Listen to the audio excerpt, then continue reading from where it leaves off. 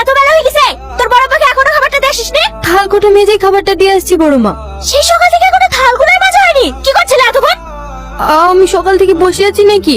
ঘুম থেকে উঠে ঝাড় দিলাম, সবজি কুটি দিলাম, সব কাজই তো করেছি। কত কাজ করিস সেটা আমার ভালোই জানা আছে। বাড়ির সব কাজ যেন একাই করি। বাপ মা তো মরিকে শান্তি পেয়ে গেছে। যত জ্বালা হয়েছে আমাদের, তিন বেলা ঠেসে ঠেসে খাবে আর একটা হুকুম করলে মুখে মুখে কথা।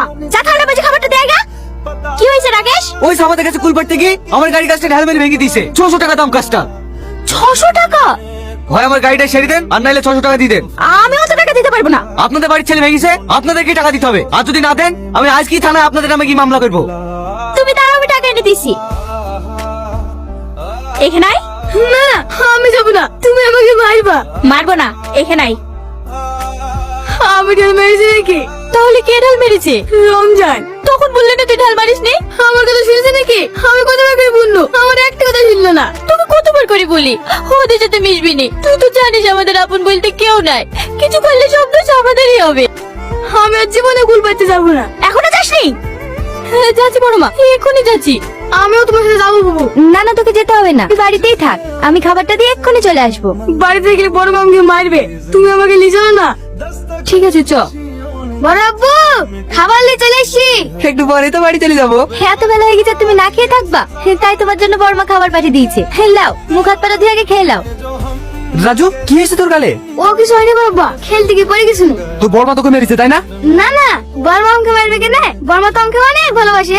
কত যে ভালোবাসে সে তো আমি নিজের চোখেই দেখতে পাই। তোদেরকে দুবেলা খেতে দেওয়ার লেগে সারাদিন কাজের লোকের মতো খাটিলাই।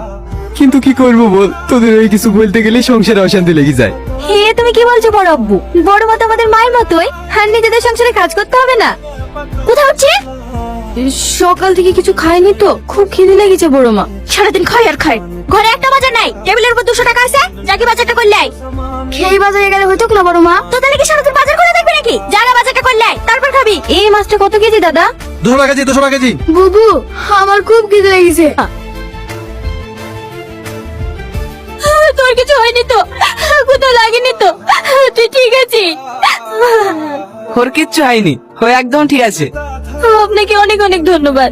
আপনি যদি আজকে আমার ভাইটাকে না বাঁচাতেন, তাহলে এই পৃথিবীতে আমার আর আপন বলতে কেউ থাকতো না। ধন্যবাদ দেওয়ার কি আছে, এটা তো মানুষের কর্তব্য। চল রাজু। আপনাদের বাড়ি কোথায়? পশ্চিম পাড়ায়। আমিও ওই দিক দিয়ে যাবো। চলুন, আপনাদেরকে নামিয়ে দিচ্ছি।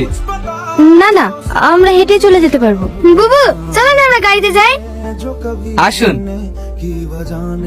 বুবু, গাড়িটা অনেক সুন্দর তাই না? তোমার ভালো লাগছে? অনেক ভালো লাগছে। আমি বড় হয়ে এরকম একটা গাড়ি কিনে বুবু আর আমি সারা কিনে ঘুরে বেড়াবো। তোমার আব্বু মাকে নেবা না? আমাদের আব্বু মা কেউ নাই। সরি। তোমরা তাহলে কোথায় থাকো? আব্বা মা মরে যাওয়ার পর থেকে আমরা বড় আব্বার কাছে থাকি।